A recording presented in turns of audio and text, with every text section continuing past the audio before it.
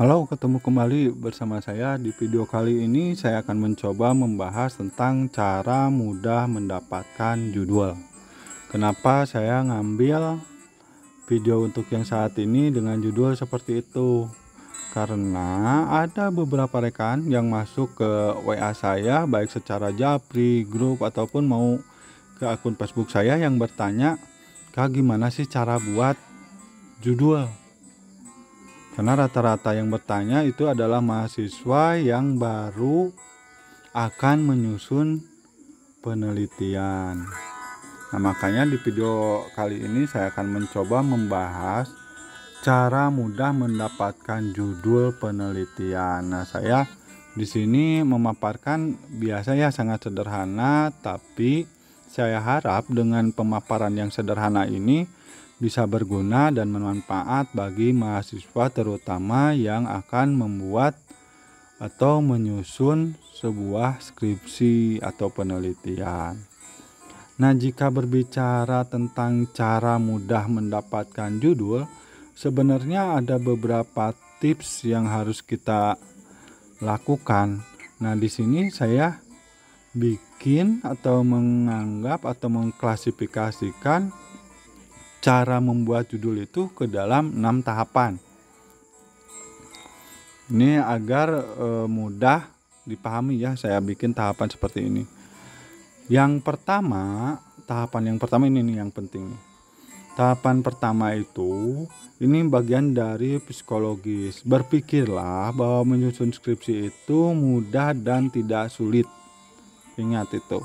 Kebanyakan yang nanya kan karena berpikir skripsi itu sulit, makanya berpikirlah bahwa skripsi itu mudah dan tidak sulit serta menyenangkan. Anda bisa bayangkan ketika Anda misalnya melakukan sesuatu, akan melakukan sesuatu yang menyenangkan, itu akan lebih enjoy lah ketika Anda akan melakukannya. Beda lagi kalau Anda berpikir sulit, ya kedepannya juga akan berpikir sulit. Dan ini biasa mungkin akan terjadinya ketika kita berpikir sulit, ya tentunya kedepannya akan menjadi hambatan tersendiri bagi Anda, walaupun toh tidak semuanya yang diawali berpikir sulit itu harus sulit selamanya ya, tapi ada kalanya berpikir sulit itu berjalan mulus juga. Tapi ini adalah bagian dari awal kita menyusun skripsi. Kita harus berpikiran bahwa skripsi itu adalah sesuatu yang mudah,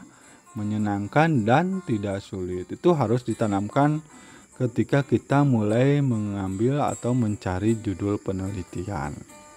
Oke, itu tahap yang pertama. Untuk tahap selanjutnya dalam cara mudah mendapatkan judul penelitian adalah mencarilah masalah dahulu baru membuat judul.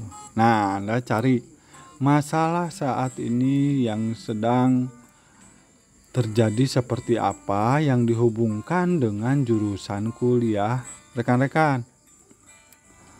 Karena kenapa saya tekankan untuk mencari masalah dulu, melihat masalah dulu baru buat judul, karena biasanya calon peneliti itu yang pertama ya, yang pertama membuat penelitian itu dimulainya dari mencari judul dulu, lalu mencari masalah. Nah, yang jadi masalahnya itu ketika kita judul udah di ACC kita bingung ini masalahnya apa ya. Nah, itu kita harus jaga. Makanya buatlah judul masalah terlebih dahulu baru judul, oke? Jangan cari judul dulu baru masalah.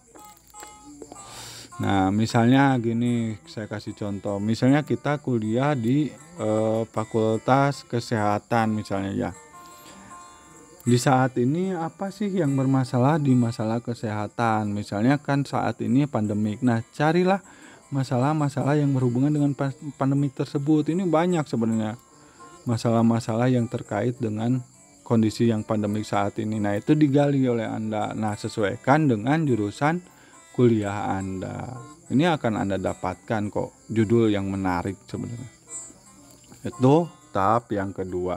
Nah, tahap yang ketiga di penentuan judul itu adalah menentukan variabel yang akan diteliti. Nah, kita tadi kan saya berbicara contohnya jika kita kuliah di Fakultas Kesehatan, misalnya saat ini masalahnya masalah pandemik, berarti kita tentukan itu berarti tentang COVID-19-nya. Itu harus kita pikirkan. Misalnya variabel yang akan diteliti berarti yang kita itu meneliti tentang COVID-19.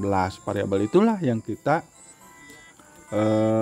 pilih menjadi bagian pencarian data-data yang berhubungan. Nah, sebagai contoh saya contohkan aja ya, kalau di penelitian itu untuk ini saya jelaskan untuk S1 ataupun D3 ya.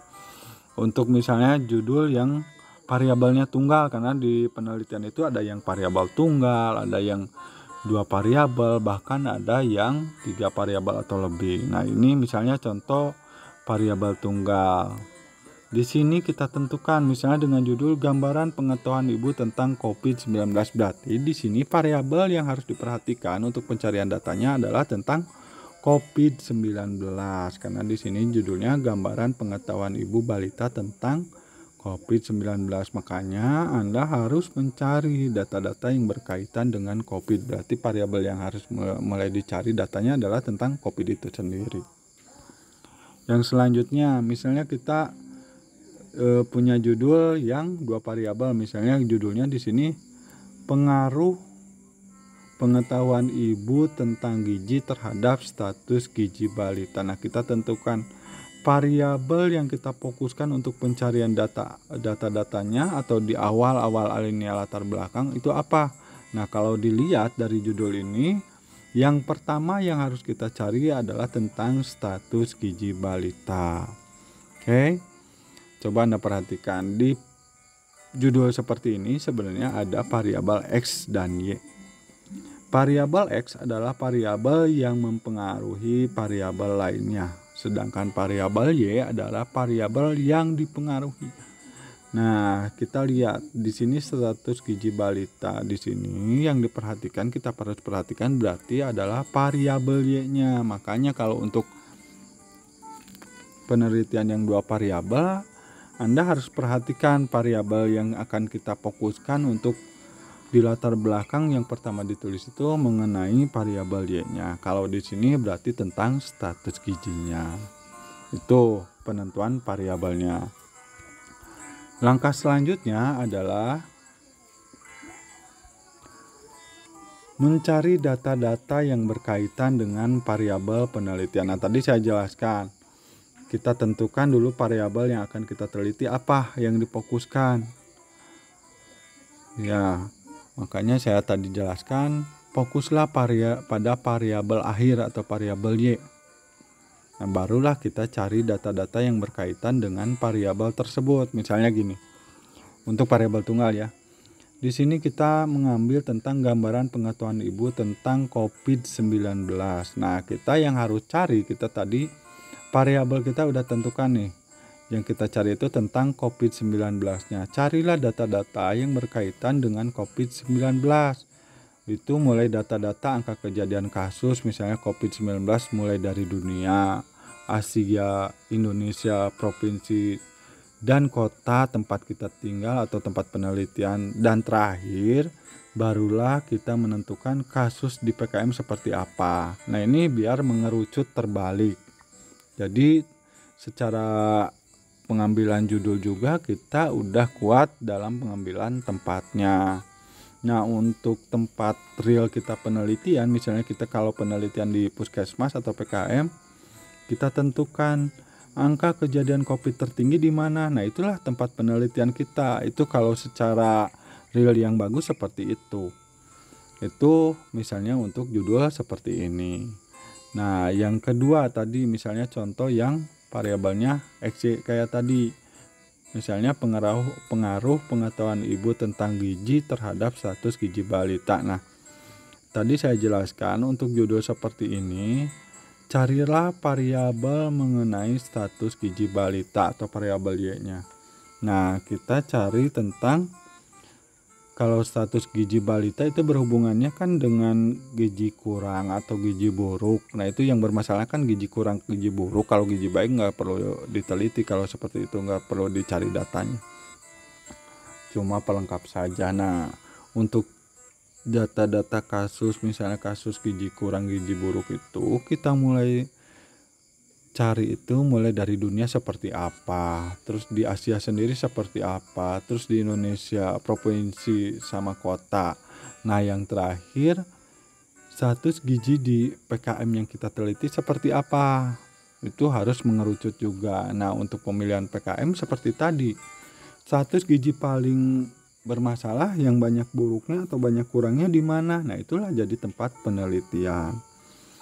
Nah data-data tadi sebenarnya itu menjadi argumen kita ketika nanti sidang, baik itu proposal atau sidang hasil. Ketika kita ditanya tempat, misalnya kenapa kita ngambil di Puskesmas A, karena berdasarkan data angka kejadian atau kasus tertinggi terdapat di Puskesmas tersebut. Itu penguat kita. Oke, itu untuk langkah keempat ya, dalam cara mudah mendapatkan judul penelitian. Nah selanjutnya langkah yang kita gunakan untuk menentukan judul adalah cari teori atau jurnal yang berkaitan dengan variabel penelitian kita. Kalau tadi saya tekankan mencari data, barulah kita mencari teori yang berhubungan dengan penelitian kita. Misalnya gini, kita penelitian untuk variabel tunggal ya, gambaran pengetahuan ibu balita tentang COVID. Nah kalau tadi kita udah nemu nih data-data kejadian COVID seperti apa, kita baru kerucutkan pula dari COVID itu apa yang akan kita teliti. Misalnya di sini pengetahuan, kenapa kita ngambil pengetahuan. Nah kita cari jurnal yang menjelaskan bahwa pengetahuan itu berpengaruh terhadap kejadian COVID itu sendiri. Misalnya di sini saya contohkan jurnal mengenai gambaran pengetahuan masyarakat tentang COVID-19. Nah, kenapa kita ngambil pengetahuan? Misalnya nanti kan bisa jawab juga. Karena ada suatu penelitian yang sebelumnya meneliti tentang pengetahuan, bahwa pengetahuan tentang COVID itu ada sesuatu yang harus dimiliki oleh masyarakat saat ini. Misalnya seperti itu. Nah, terus contoh yang kedua, kalau tadi variabel tunggal, nah ini variabel yang XY tadi. Misalnya judulnya tadi pengaruh pengetahuan ibu tentang gizi terhadap status gizi balita. Nah ini harus ada jurnal sebelumnya yang mengatakan bahwa pengetahuan itu bisa berpengaruh terhadap status gizi balita, atau setidaknya mengindikasikan bahwa pengetahuan itu dapat berpengaruh terhadap status gizi balita. Misalnya jurnal di sini adalah faktor-faktor yang mempengaruhi status gizi balita ya.